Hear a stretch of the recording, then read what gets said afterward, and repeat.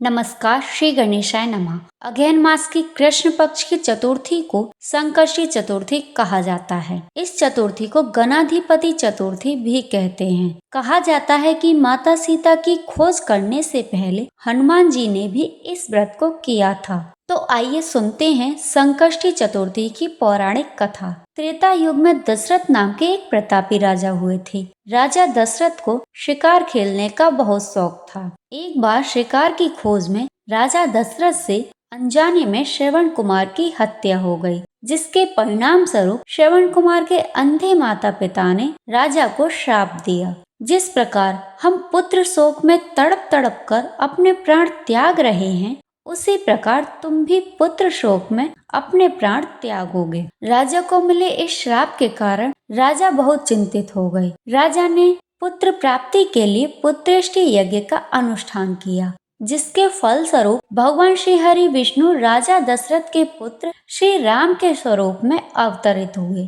और माता लक्ष्मी जानकी के रूप में अवतरित हुई। रानी कैकेयी के वचनबद्ध होकर राजा दशरथ को अपने परम आज्ञाकारी पुत्र राम को वनवास भेजना पड़ा।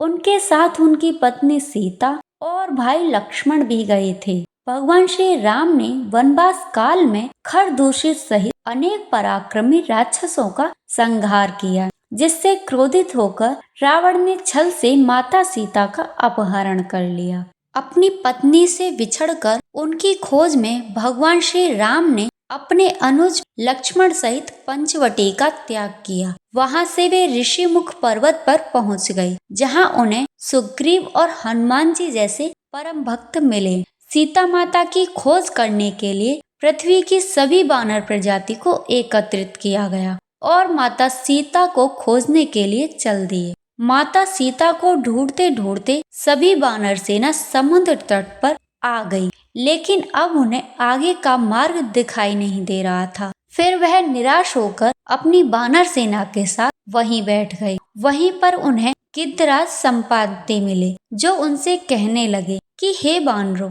आप कौन हो? आप यहाँ क्यों आए हो और आपको यहाँ किसने भेजा है? तब संपाति की बात सुनकर वानर सेना ने कहा कि दशरथ नंदन प्रभु श्री राम माता सीता और लक्ष्मण जी वन में आए थे, जहाँ पर उनकी पत्नी सीता जी का अपहरण हो गया और हम इस बात को नहीं जानते कि माता सीता कहाँ पर हैं। तब संपाति ने कहा कि तुम सब प्रभु श्री राम के सेवक हो, तो तुम सब मेरे भी मित्र हो। मैं जानता हूँ कि माता सीता का हरण किसने किया है और वह कहाँ है। उनकी खोज करते हुए मेरे अनुज भाई जटायु ने भी अपने प्राण त्याग दिए। माता सीता इस समुद्र के उस पार लंका नगरी में स्थित अशोक वाटिका में एक वृक्ष के नीचे गहरी चिंता में बैठी हुई हैं, ऐसा मुझे दिखाई दे रहा है। गिद्धराज के ये वचन सुनकर सभी वानर सेना चिंता में डूब गई कि प्रभु श्री राम का संदेश माता सीता तक कैसे पहुंचाया जाए। इस विशालकाय समुद्र को कौन वानर लांघकर उस लंका नगरी में जाने के लिए सक्षम होगा?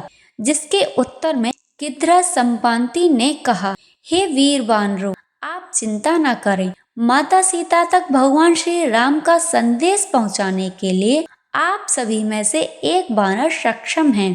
वही प्रतापी वानर इस समुद्र को लांघकर उस पार जा सकता है। सभी वानरों ने तब गिद्धराज संपाति से कहा कि आप उस वानर का नाम हमें बताने की कृपा करें। तब गिद्धराज संपाति ने पवन पुत्र हनुमान जी का नाम लिया। हनुमान जी अपना नाम सुन चिंता में आ गई और गिद्धराज से कहने लगे, गिद्धराज, आपको ऐसा क्यों लगता है कि मैं ही इस कार्य को करने के लिए सक्षम हूँ? मेरा मार्गदर्शन कर। उत्तर में गिद्धराज संपाति ने कहा, हे पवन पुत्र, इन सभी वानरों में केवल आप ही इस कार्य को करने के लिए सक्षम हो, किंतु इस कार्य को करने के लिए आपको पहले भगवान श्री गणेश की आराधना करनी होगी। आपको यह कार्य निर्विघ्न संपन्न करने के लिए भगवान श्री गणेश की संकष्टी चतुर्थी का अनुष्ठान करना होगा, जिसके फलस्वरूप आप निर्विघ्न होकर इस कार्य को बड़ी सरलता से पूर्ण कर सकेंगे। यही नहीं, आप शत्रुओं पर भी विजय प्राप्त कर सकेंगे। गिद्धराज की यह बात सुन पवन पुत्र हनुमान जी ने विघ्न विनाशक संकष्टी चतुर्थी का व्रत किया।